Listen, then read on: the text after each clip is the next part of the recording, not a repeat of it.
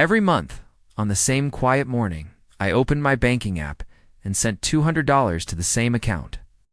I didn't do it because I had extra money. I did it because years ago, in a hospital room that smelled like disinfectant and fear, my husband squeezed my hand and made me promise I would take care of his mother after he was gone. He passed away not long after that, and the world moved on, but I didn't. Rent went up. My salary didn't. I skipped dinners, worked overtime, and told myself that keeping this promise was the last way I could still be his wife. Then one month, the payment didn't go through. Just a small error message. I stared at my phone, annoyed at first, and then uneasy. Because that tiny delay led me to a truth I was never meant to find, one that made me question every sacrifice I'd made in his name. I want to tell you this story from the beginning, not because I need sympathy, but because I know I am not the only one who's held on to a promise long after it started hurting. After my husband died, life didn't collapse all at once. It slowly narrowed. I became careful, quiet, responsible. Sending that money every month felt like proof that love doesn't end with death, that loyalty can survive grief. His mother and I weren't close, but I believed I was doing the right thing. Sometimes that belief was the only thing that helped me sleep at night. What I didn't know back then was that kindness, when mixed with silence, can become a trap. If you've ever kept giving because stopping felt like betrayal, stay with me. And before we go any further, if stories like this, real, uncomfortable, and painfully honest, matter to you, take a moment to subscribe. It helps this channel grow, and it tells me I'm not telling this story alone. After the funeral, when the house finally emptied and the casseroles stopped coming, silence became my new roommate. It wasn't the peaceful kind. It pressed against my ears at night, loud with memories. I kept replaying his voice, especially the last clear sentence he spoke to me. He was tired, struggling to breathe, but his eyes were sharp when he said it. "Please," he whispered, "don't forget my mom. She has no one but me. And then you." I nodded, because nodding was easier than admitting I was terrified of a future without him. That nod became a promise, and that promise became the spine of my life after he was gone. His mother lived alone in a small town a few hours away. She didn't call much, didn't ask for help directly. It somehow made it harder. I told myself she was proud, that accepting money would wound her dignity, so I framed it differently in my head. Not charity duty, love. The last thing my husband trusted me with. $200 wasn't a fortune, but it was enough to matter, enough to pinch. Enough that I noticed its absence every month when I balanced my budget and quietly adjusted. Fewer groceries, no new clothes. I learned to stretch meals, to say no when coworkers invited me out, to smile and pretend I was fine. At first, sending the money felt grounding. It gave shape to grief. While everything else blurred days, weeks, faces, this one act was solid. I marked it on my calendar. I even felt a strange pride clicking send, as if I were still doing something right in a life that felt wrong. On the rare occasions his mother called, she kept the conversation short. She thanked me in the careful, polite way people do when they don't want to owe you too much. "You're very kind," she'd say. "Never I need this." I accepted that distance. Grief makes you patient. It also makes you obedient. Time passed, not in leaps, but in thin layers. The ache dulled. I learned how to exist again, how to laugh without guilt, how to walk past couples without flinching, but the promise never loosened. If anything, it tightened. Whenever I considered stopping the payments, an image would rise uninvited. My husband's hand squeezing mine, his eyes searching my face for certainty. I would close my laptop, ashamed of myself for even thinking it. Some promises don't feel optional. They feel like moral laws. There were months when the payment hurt more than usual, when my car needed repairs, when my rent increased, when my job cut hours and pretended it was temporary. I never told anyone about the money. Not friends, not coworkers. It felt too intimate, like confessing a weakness. People would have told me to stop, to take care of myself, to let the past rest. They didn't understand that stopping felt like erasing him, like admitting that death had won everything. I began to structure my life around that transfer. Bills came second, savings came last. I became careful to the point of invisibility, the kind of person who never complains because complaining implies expectation. I didn't expect ease. I expected endurance.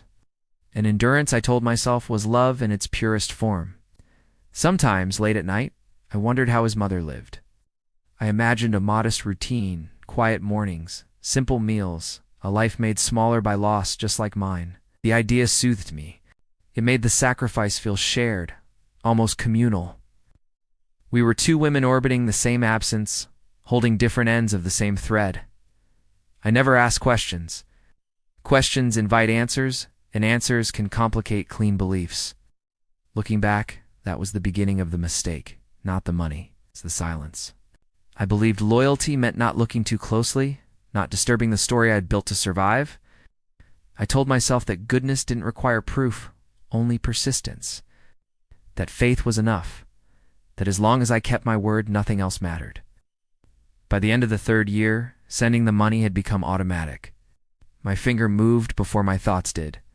It was habit disguised as virtue. I didn't notice how tired I'd become, how narrow my world had grown. I didn't notice because I didn't want to.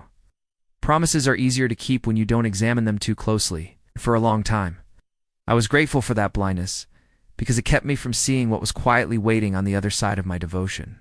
By the 4th year, the sacrifices had stopped feeling temporary and started feeling permanent. I wasn't just cutting back anymore. I was cutting myself out of my own life. Birthdays became polite text messages instead of dinners. Weddings turned into excuses about work deadlines. When friends talked about vacations, I smiled and nodded, already calculating how many months of $200 that trip would cost me. I became very good at pretending I didn't want things I clearly did. Wanting felt irresponsible. Wanting felt like betrayal. There were nights I lay awake doing mental math, rearranging the same numbers over and over, hoping they would somehow change. If I skipped one payment, just one, I could fix the car. If I skipped 2, I could finally breathe. But then guilt would flood in, fast and unforgiving. I pictured his mother opening her account, seeing less, wondering what she'd done wrong. That image hurt more than the overdraft fees, more than the anxiety, more than the quiet panic that followed me everywhere. So I paid. I always paid. I started taking extra shifts, the kind that leave your feet aching and your head empty. I told myself exhaustion was better than grief. It at least came with a reason. Some weeks I worked so much I barely noticed the loneliness. Other weeks the loneliness noticed me. I ate dinner standing up. I watched shows I didn't care about just to hear voices in the room. The money went out month after month, and no one clapped.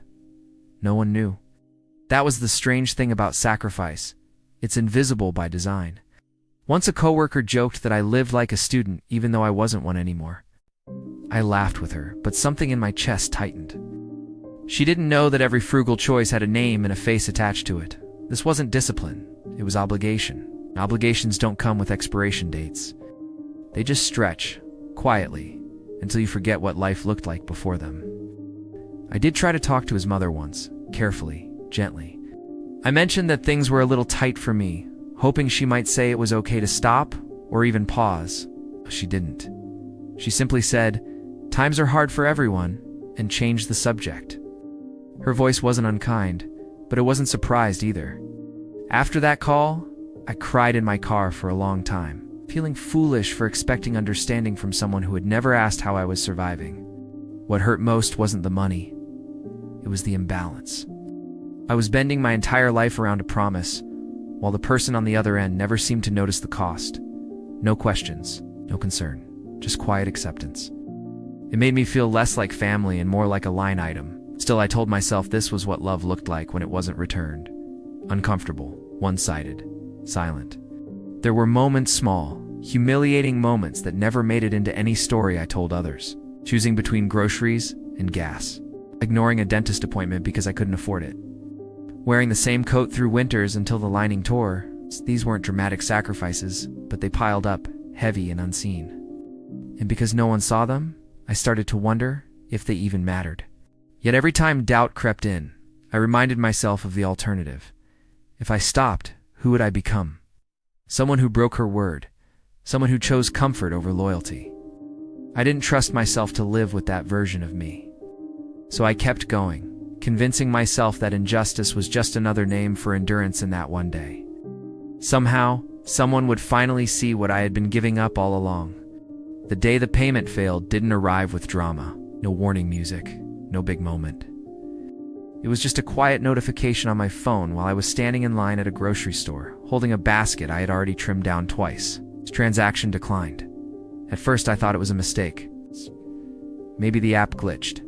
Maybe the signal was bad. I refreshed the screen, my thumb suddenly cold, and saw it again, my balance, stark and undeniable. There was nothing left to send. I felt exposed, like something private had been revealed in public. I paid for my groceries, left the store, and sat in my car without starting the engine. My heart wasn't racing. It was sinking. I kept thinking, this is it. This is how it ends. Not with a choice, but with failure. For years I had imagined the day I might stop sending the money, but never like this. I hadn't decided. I hadn't prepared. The promise hadn't been broken by courage or clarity, just by an empty account. That evening, my phone rang. I stared at the screen before answering. Her name felt heavier than it ever had. The moment I picked up, there was no greeting, no concern, just confusion edged with irritation. She asked if something was wrong with my bank. She said she hadn't received the money yet. Not, "Are you okay?" Not, "Did something happen?" Just the payment. I apologized automatically. The word slipped out before I could stop it, trained by years of explaining myself. I told her it would be late, that I was sorting something out. There was a pause on the line, not a compassionate one, but a calculating one. Then she sighed and said she needed that money, that she had bills, that she was counting on it. Each sentence felt like a small push, nudging me back into place. Something shifted then, not loudly, but decisively. For the first time, I didn't rush to reassure her. I didn't promise it would never happen again. I just listened. And as I did, I realized she wasn't asking if I could help. She was assuming I would. The distinction landed hard. This wasn't support anymore. It was expectation. After the call ended, I sat in the dark, replaying it in my head. The absence of concern echoed louder than any accusation could have. That's when the thoughts surfaced, uninvited but undeniable. What if this isn't about need? It felt disloyal even to think it, but once it appeared, it wouldn't leave. I opened my banking history, scrolling back through years of payments, seeing the total add up in ways I had never allowed myself to calculate before. That night, sleep didn't come. Instead, questions did. Why had she never asked about my work, my health, my life? Why did the payments never decrease, even when she mentioned trips, renovations, new appliances? I remembered things I had brushed aside, details I had chosen not to connect. The failed payment had Auntie just stopped the money. It had interrupted the story I'd been telling myself. By morning, the fear was still there, but it had changed shape. It wasn't about losing approval anymore. It was about discovering what I had been funding all along. And for the first time since my husband died, I understood that loyalty without limits doesn't make you strong. Sometimes it just makes you blind. The truth didn't come all at once. It arrived in fragments, the kind you almost wish you hadn't noticed, small enough to ignore, but sharp enough to hurt when you don't. It started with a conversation I wasn't meant to hear. I had called his mother to explain carefully this time that I couldn't send the money yet. She put me on hold without warning. I could still hear her voice in the background, lowered but not enough. She wasn't talking about bills. She was laughing, telling someone the transfer was late, but that I'd fix it like I always do. My chest tightened in a way grief never had. It's not because of what she said, but because of how casually she said it. Like this wasn't help. Like it was guaranteed. When she came back on the line, her tone softened, almost sweet, and that contrast made my stomach turn. I realized then that the version of herself she showed me was carefully chosen. The helpless mother, the lonely widow, not this woman. Relaxed and confident, certain of her control. Over the next few days, pieces began falling into place without me even searching for them. A neighbor mentioned seeing her new car, joking about how good she's doing these days. A relative casually brought up a vacation she'd taken, one I'd never heard about. Each detail felt unreal, like I was overhearing someone else's life. I replayed old messages, reread thank you texts that now sounded rehearsed. Gratitude without warmth, appreciation without affection. The hardest moment wasn't anger. It was recognition. I saw myself clearly for the first time, not as a dutiful daughter-in-law, but as a resource, a reliable one, one who didn't ask questions. One who turned her own grief into responsibility because it felt safer than sitting alone with loss. No one had forced me. That realization hurt the most. I had volunteered my silence. When I finally confronted her, my voice didn't shake. That surprised me. I asked simply why she never told me things had changed. Why she never said she was okay. There was a pause longer than any before, and she said something that still echoes in my head. You never asked. In that moment, the truth fully revealed itself. Not just about her, but about me. I had mistaken obligation for love, consistency for connection. I hung up, feeling hollow, but lighter too. The truth no one warned me about wasn't that people can take advantage of your kindness. It was that they often don't see it as taking because you've made it easy. And as painful as that realization was, it gave me something I hadn't felt in years. The right to choose what came next. I didn't stop sending the money that day, not immediately. I needed time to sit with what I'd learned, to separate guilt from responsibility and love from habit. But something inside me had shifted. For the first time in years, I asked myself a question no one had ever asked me before. What do I need now? And the answer wasn't punishment or anger, it was honesty. Honesty about my limits. Honesty about my grief. Honesty about the fact that keeping a promise shouldn't mean losing yourself in the process. I eventually chose peace over silence. I chose boundaries over approval. I know that choice didn't make me heartless. It made me human. Oh. Grief doesn't give other people ownership over your life, and kindness isn't a contract that can be exploited forever. Some promises are meant to carry you through pain, not trap you inside it. If this story stirred something in you, if you've ever given more than you had because you felt you should do not weak, you're compassionate. But compassion also needs protection. Share this story with someone who might need to hear that today. And in the comments, tell me, have you ever kept a promise that slowly cost you yourself? Your story might be the one someone else is waiting to hear.